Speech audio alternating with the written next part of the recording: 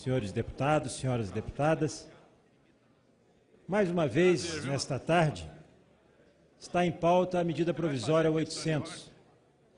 Para aqueles parlamentares que ainda não estão afetos à matéria, quero fazer um brevíssimo histórico aqui, importante histórico, sobre essa medida provisória 800, que tive a oportunidade de participar como membro da comissão especial no Senado e Câmara e assistir o que se passou inteiramente dentro dessa medida provisória 800. Primeiro, nós temos que levar uma perspectiva de uma outra medida provisória 752. A medida provisória 752 já previa, no seu texto, a repactuação dos contratos de concessão de rodovias. Previa, inclusive, a antecipação dos processos licitatórios. Previa também até a entrega das concessões, que não estivessem com condições de fazer, para evitar um princípio legal chamado caducidade. O que é caducidade?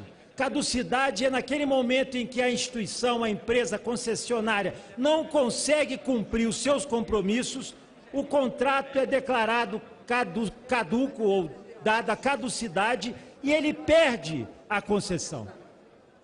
Foi feito este beneplácito da medida provisória 752, que acabou sendo aprovada e transformou em lei. Naquela oportunidade, chamou a atenção aqui o deputado Espiridião a mim, tentou-se incluir como uma emenda a medida provisória 800, que era a postergação, a prorrogação dos investimentos para a duplicação de rodovias. Naquele momento da medida provisória 752, sequer foi discutida, foi afastada essa possibilidade e rejeitada essa emenda.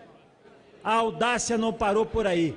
Não bastasse ter sido negada na medida provisória 752, vem essa matéria na medida provisória 800 como uma medida específica, do mesmo foco, da mesma matéria que a medida provisória 752, ou seja, duas matérias idênticas no mesmo período legislativo. Isso, como já foi dito aqui, não pode, é inconstitucional. Item 1. Essa medida provisória merece ser rejeitada, retirada, porque ela não pode tramitar por um princípio constitucional de uma mesma matéria já ter sido objeto de medida provisória. Um absurdo. Agora, vamos ao seu endereço. Essa é uma medida provisória que tem endereço certo. E o endereço certo é exatamente algumas concessões rodoviárias que foram feitas em 2013. Não me interessa aqui se foi no primeiro lote, em 94, 95, no segundo lote, em 2007 ou 2013. Concessões de rodovias são feitas em benefício ou para melhoria das condições das rodovias para a população e não para as concessionárias. E o que acontece? Naquela oportunidade de 2013, reduzem a taxa, reduzem o valor do pedágio. Passado mais de 4 anos, 5 anos, essas concessionárias não conseguem fazer das condições durante os 5 anos que estavam previstos da duplicação e vem agora pedir o socorro. Repito, os instrumentos legais já estão contidos ali no dispositivo das concessões. Pode ter a caducidade, ele poderia fazer a entrega, nova licitação, não, mas eles optaram pela quebra de contrato. Essa medida provisória é uma medida que quebra o ato jurídico perfeito que é o contrato.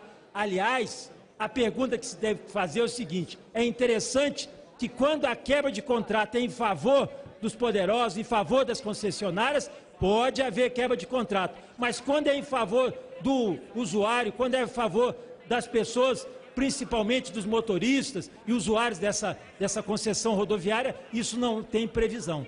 Então, meus amigos, só para se ter uma ideia, quais serão as concessionárias que serão beneficiadas? O que nós aqui estamos fazendo aqui, concedendo esse benefício a Odebrecht, CCR, Invepar, Triunfo e Eco Rodovias. Nós estamos concedendo, fique claro que nós estamos concedendo benefício a essas instituições.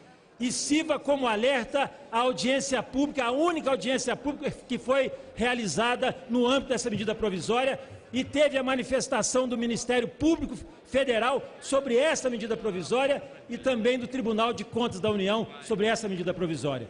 Diz o Ministério Público Federal nesta matéria: há regras, abre aspas, há regras contratuais estabelecidas para as hipóteses de descumprimento de contrato de concessão. Essas regras precisam ser observadas. As nossas autoridades não podem, a todo momento, alterar as regras do jogo. Nós precisamos aprender a respeitar e cumprir os contratos que assinamos. A renegociação de contratos de concessão produz um elevado risco moral à sua execução e à realização de novas rodadas de licitações. Esse contexto gera prejuízo direto ao usuário das rodovias que pagam por um serviço não disponível. Esta é uma manifestação do Ministério Público Federal, do Subprocurador-Geral José Eliares Marques Teixeira. E quero avisar aos nobres deputados que, se essa matéria, que eu acho um absurdo, um assinte para a sociedade, for aprovada, ela também será questionada no Supremo Tribunal Federal. Depois não reclamem que toda a matéria é judicializada. Ela tem um princípio inconstitucional. Ela não pode prosseguir. Porém, se insistirem dar esse benefício às empresas que tiveram envolvidas na Operação Lava Jato, principalmente, conceder esse beneplácito, Vossas Excelências estão avisadas que isso poderá ser derrubado judicialmente. Portanto, senhores, não é possível permanecer essa matéria na pauta. Vamos encerrar